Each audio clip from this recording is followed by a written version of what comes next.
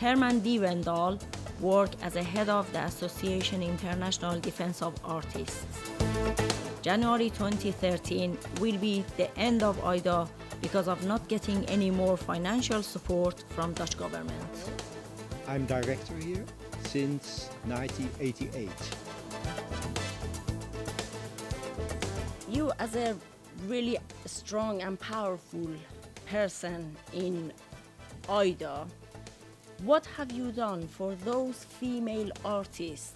They are living in third world countries and they haven't had the opportunity and chance to grow and to show their arts, and they're passionate about art.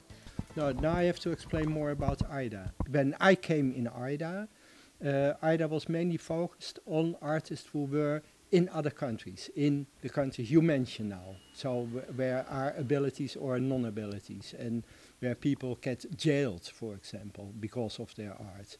And that was the main line AIDA was supporting, artists who were already oppressed.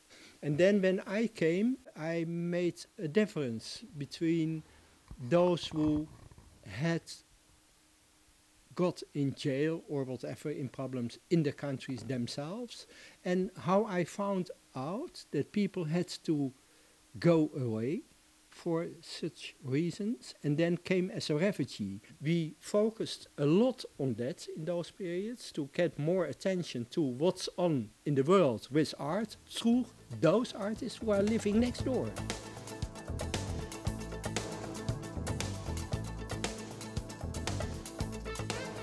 We managed to make a program about Iran, Feel and Faces.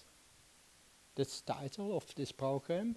And you can see there those we had invited from Iran itself, Ahmed Shamlou, Koshiri, Mahmoudullah Tabadi, Nasser Serati, in exchange with Dutch famous poets.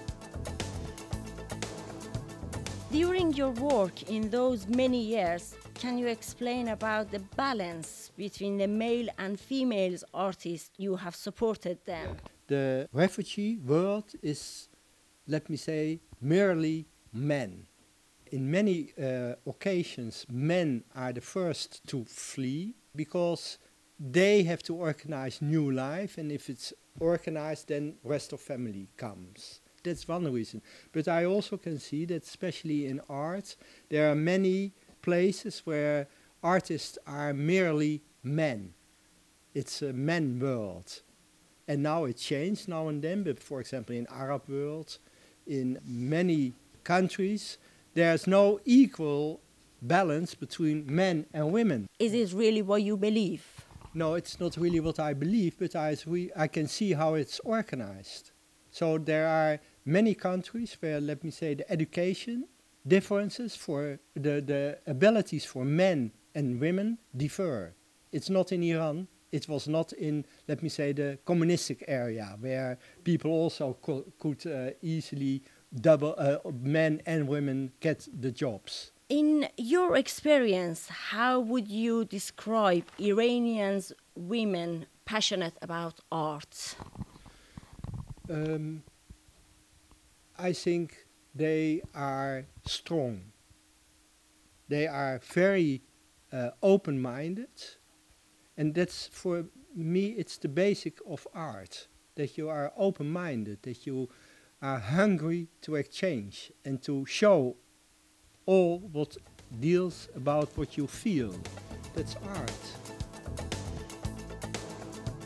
How would you compromise human rights with art? I always like to look from the point of view of art, because this is an organization supporting artists.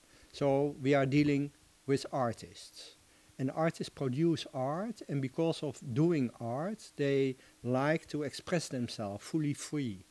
And there it comes to these problems with human rights, that they get limited, that they get problems with book publishing, or having an exhibition, or even producing certain images, or whatever you call. So there's a direct link for art and human rights.